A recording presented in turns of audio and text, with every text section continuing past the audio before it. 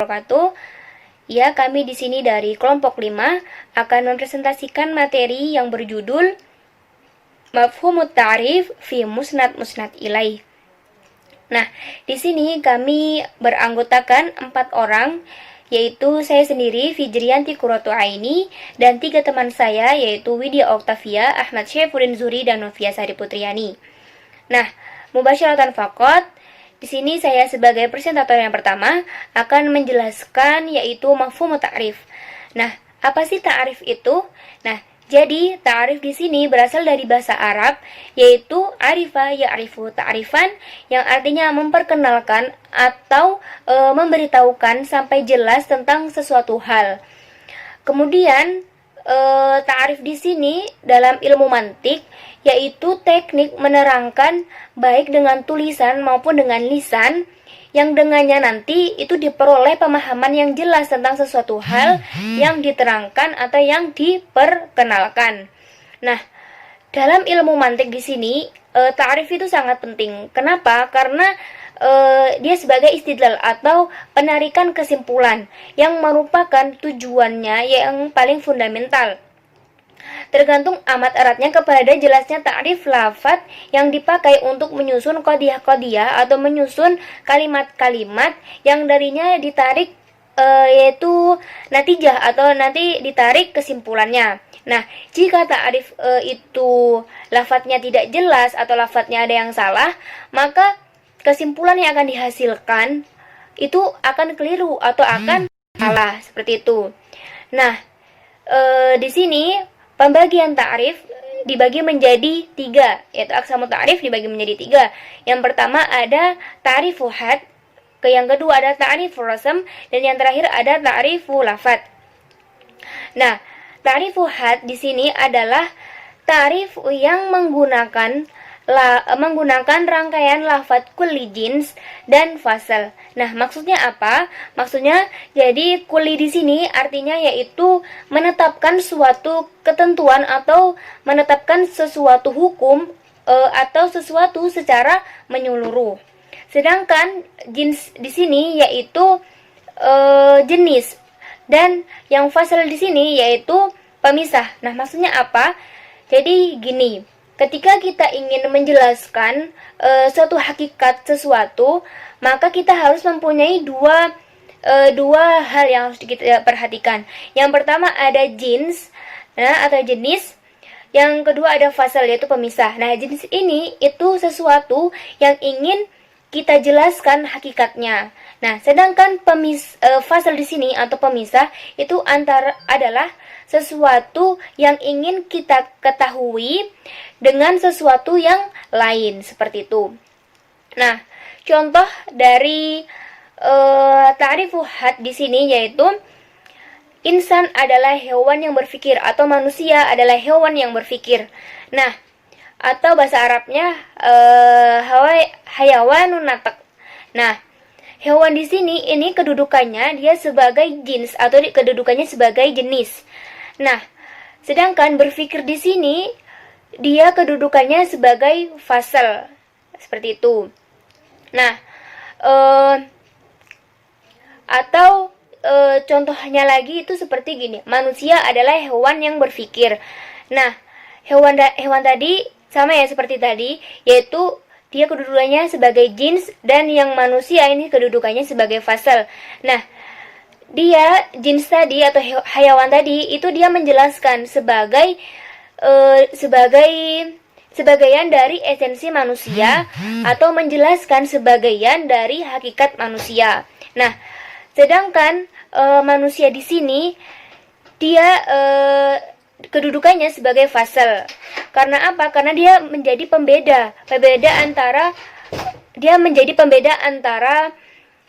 manusia dengan makhluk hidup yang lainnya, seperti itu. Nah, karena hewan tadi itu dia masih kategori umum, dia masih kategori general, sehingga tidak memisahkan manusia dari makhluk hidup yang lain yang menyandang nama hewan. Makanya di sini manusia kedudukannya sebagai fasal. agar kita mengetahui perbedaan mendasar antara manusia dan makhluk hidup yang lainnya, seperti itu. Selanjutnya, di sini ta'rifu had dibagi menjadi dua, yaitu ada ta'rifu had tam dan ta'rifu had nakis. Nah, ta'rifu had tam di sini yaitu ta'rif dengan menggunakan lafadz jins qorib atau fasal. Nah, jins qorib di sini atau jenis dekat. Nah, contohnya ya seperti insan adalah hewan yang dapat berpikir. Nah, hewan tadi atau hewan ini dia kedudukannya sebagai jins qorib atau jenis yang dekat kepada insan karena dia tidak ada lagi jins di bawahnya. Karena hewan tadi ini tidak ada tidak ada lagi jins, tidak ada lagi jenis yang di bawahnya. Nah, itu nggak ada. Nah, artinya dia di bawah hewan tidak ada lagi lafadz kuli yang terkategori jins. Nah, kemudian ada ta'rifu had nakis. Nah, ta'rifu had nakis di sini adalah ta'rif yang menggunakan jins ba'id dan fasal. Jins ba'id adalah jenis yang jauh dan fasal yang pemisah. Nah, contohnya seperti insan adalah yang dapat berpikir. Nah, insan tadi itu dia kedudukannya sebagai jism. Nah, seperti itu. Atau tadi dia kedudukannya sebagai jins atau sebagai jenis, seperti itu. Nah, selanjutnya di sini ada ta'rifur rasam. Nah, apa ta'rifur rasam? Ta'rifur rasam di sini artinya yaitu ta'rif yang menggunakan jins dan irdi khos. Nah, irdi khos ini adalah sifat khusus, seperti itu. Nah, contoh dari ta'rifur rasam di sini yaitu insan adalah hewan yang bisa tertawa atau manusia adalah hewan yang bisa tertawa. Nah, hewan tadi itu dia kedudukannya sebagai jins, sedangkan tertawa itu dia kedudukannya sebagai irdi khos atau sifat khusus manusia. Nah, manusia kan mempunyai sifat menangis, tertawa, sedih, galau. Nah, itu kategorinya irdi khos, seperti itu. Nah, ta'rifur rasam di sini itu dia dibagi lagi menjadi dua. Yang pertama ada ta'rifur rasam tam dan ta'rifur rasam nakis. Nah, ta'rifur rasam tam adalah ta'rif yang menggunakan lafadz jins qorib dan fasal. Ini sama ya seperti yang di atas tadi, hanya mungkin ada perbedaan sedikit. Nah, contohnya adalah insan adalah insan yang mudah tertawa atau yang dapat tertawa. Nah, hewan ini dia kedudukannya sebagai jins qorib bagi insan atau jenis yang dekat daripada manusia, seperti itu. Nah, sedangkan yang tertawa ini dia kedudukannya sebagai irdi khos atau sifat khusus, seperti itu. Selanjutnya ada ta'rifur rasam nakis. Nah, ta'rifur rasam nakis adalah ta'rif yang menggunakan lafadz jins ba'id dengan irdi khos. Kemudian ta'rifur rasam nakis di sini bisa menggunakan lafadz irdi khos saja, nggak apa-apa. Nah, contohnya ya seperti insan adalah jism yang bisa tertawa atau insan adalah yang tertawa, seperti itu. Nah, insan tadi dia kedudukannya sebagai jins dan ketawa atau tertawa itu dia kedudukannya sebagai irdi khos, seperti itu. Selanjutnya ada ta'rifu lafadz. Nah, ta'rifu lafadz di sini yaitu ta'rif yang menggunakan lafadz lain yang sama artinya ya lafadz ta'rifu lafadz di sini. Contohnya seperti gini. Tepung adalah terigu. Kan sama aja ya, seperti itu. Kan kita orang Indonesia pasti mengenalnya tepung, seperti itu. Contohnya lagi seperti insan adalah manusia. Nah, kita orang Indonesia pasti lebih mengenal ke manusia daripada insan. Nah, seperti itu. Mungkin itu saja presentasi dari saya tentang mafhum ta'rif. Selanjutnya bentuk-bentuk ta'rif dalam musnad ilaih dan lainnya akan dijelaskan oleh teman-teman saya. Terima kasih. Wabillahi taufiq wal hidayah. Wassalamualaikum warahmatullahi taala wabarakatuh. Bismillahirrahmanirrahim. Assalamualaikum warahmatullahi wabarakatuh. Tayyib, fi hadhil munasabah ana Widya Oktavia min firqatil khamisah sa'ubayyin lakum an mafhumit ta'rif fil musnad wal musnad ilaih. Na'rif qad bayanat ukhtina aini an mafhumi at-ta'rif wal an sa'astamirru al-bayanat an ashkalu ta'rif fil musnad ilaih.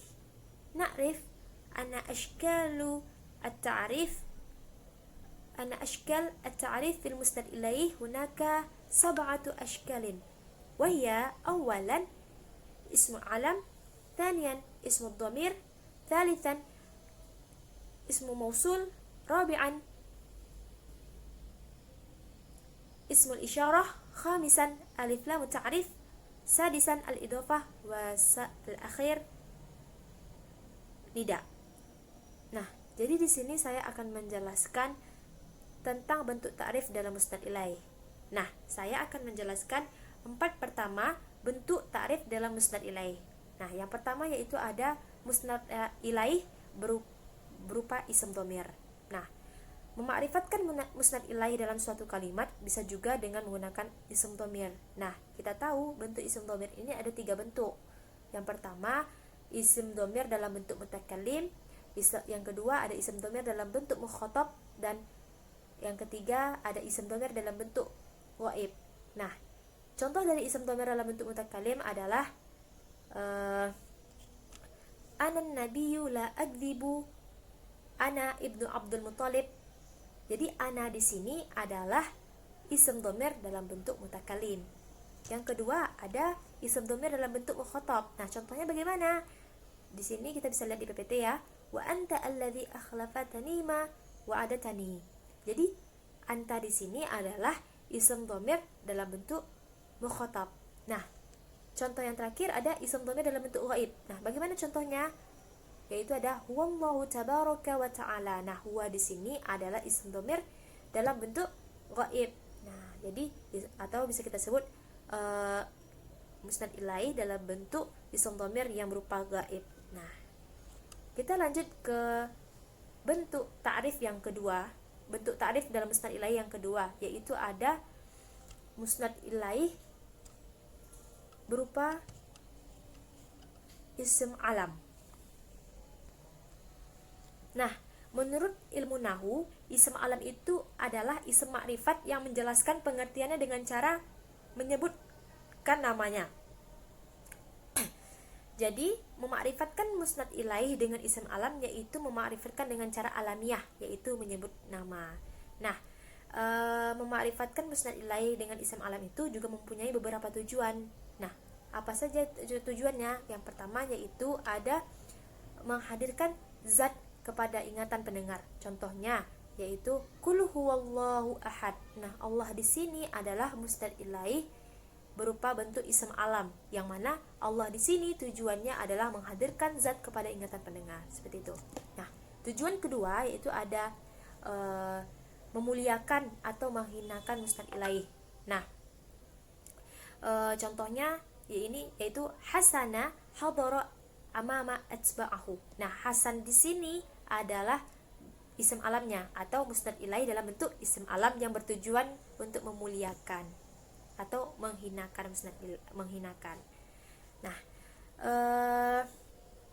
tujuan yang ketiga yaitu ada optimis dan berharap yang baik. Nah, contohnya di sini adalah qad dakhala Abu Rijal Bakri fi syarakatina. Jadi Abu Rijal Bakri di sini adalah isim alamnya. Gitu. Nah, kita lanjut ke bentuk ketiga yaitu bentuk musnad ilaih berupa isim mausul. Nah, memakrifatkan musnad ilaih dengan isim mausul juga mempunyai beberapa tujuan. Nah, yang pertama yaitu ada takrir atau mengkonkretkan tujuan. Nah, kita bisa lihat contoh juga ya teman-teman di PPT yang telah saya kirim, yaitu ada wa ra'audatuhu allati huwa fi baitiha an nafsihi. Nah, jadi allati di sini adalah ism mausul ya kan? Nah, jadi di allati ini adalah musnad ilaih berupa ism mausul yang bertujuan untuk mengkonkretkan tujuan. Nah, ada yang tujuan kedua yaitu ada tafkhim, mengagungkan. Nah, contohnya ada dalam firman Allah yaitu fa'atsba'ahum fir'aun bijunudihi faghashiyahum minal yammi ma ghashiyahum. Nah, ma di sini adalah ism mausul. Jadi musnad ilaih yang berupa ism mausul yang bertujuan untuk mengkonkretkan yang bertujuan untuk mengagungkan. Nah, ada tujuan yang ketiga yaitu ada tauhim atau menunjukkan kesalahan mukhatab. Nah, yaitu di sini ada innalladzina ta'buduna min dunillahi la yamlikuna lakum rizqa. Nah, alladzina di sini adalah ism mausulnya, bentuk ism mausulnya. Nah, yang keempat ada tujuan memberikan isyarat untuk bentuk musnad. Jadi alladzi contohnya di sini innalladzina yastakbiruna an ibadati sayadkhuluna jahannam dakhirin. Nah, alladzina di sini itulah ism mausulnya. Nah, yang bentuk keempat kita lanjut yaitu bentuk ta'arif dalam musnad ilaih yang keempat yaitu ada musnad ilaih berupa ism isyarah. Nah, memakrifatkan musnad ilaih melalui ism isyarah dalam suatu kalimat mempunyai juga beberapa tujuan ya. Yang pertama yaitu menjelaskan keadaan musnad ilaih, apakah dekat, jauh atau sedang, seperti jauh, dekat atau sedang. Nah, contohnya bisa kita ambil yaitu seperti hadza Utsman. Nah, yang untuk yang dekatnya hadza, dzalika Muhammad untuk yang jauh. Nah, wa dzalika Bashar untuk yang sedang gitu ya, untuk yang ada yang sedang, ada yang dekat dan ada yang jauh gitu. Contohnya bisa hadza Utsman, dzalika Muhammad, wa dzalika Bashar wal akhar. Nah, ada tujuan yang kedua yaitu ada mengingatkan bahwa musnad ilaih layak mempunyai sifat-sifat. Nah, jadi contohnya itu ulaika ala huda min rabbihim wa ulaika humul muflihun. Nah, ulaika di sini adalah isim merupakan musnad ilaih yang berupa isim isyarah. Nah, mungkin sekian penjelasan dari saya tentang bentuk ta'rif 4. Pertama, bentuk ta'rif dalam musnad ilaih. Syukran katsiran ala ihtimamikum. Yastamir akhina Ahmad Syaifuddin Zuhdi.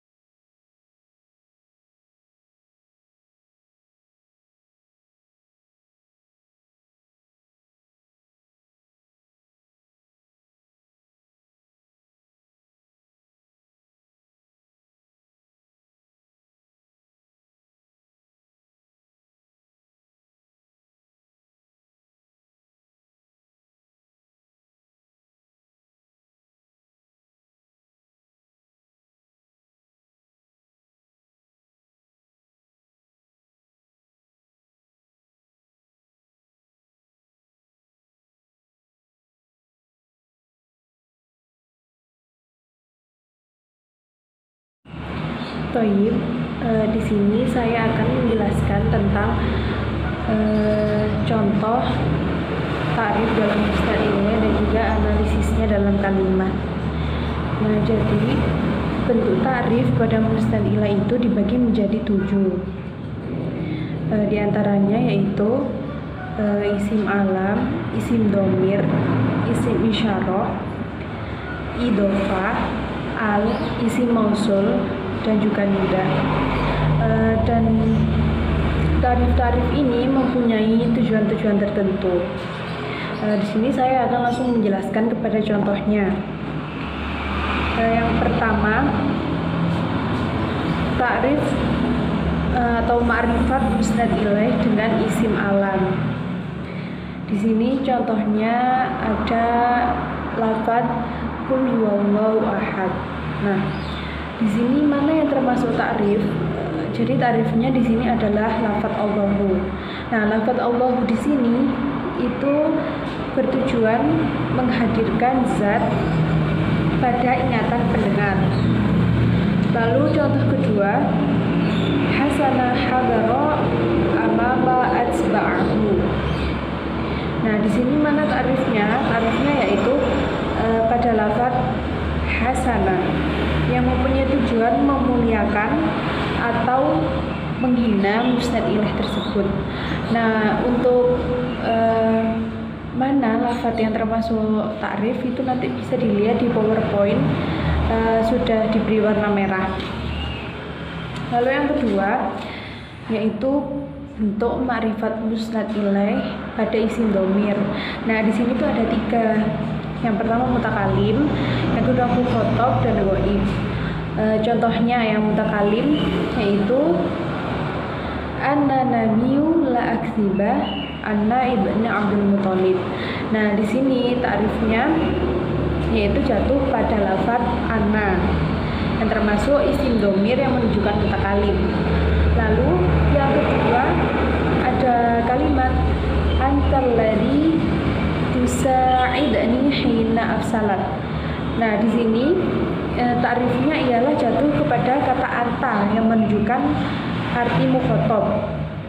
Lalu kemudian ada contoh warrajulu alladzi yastawa 'alal 'arsyil qalbi.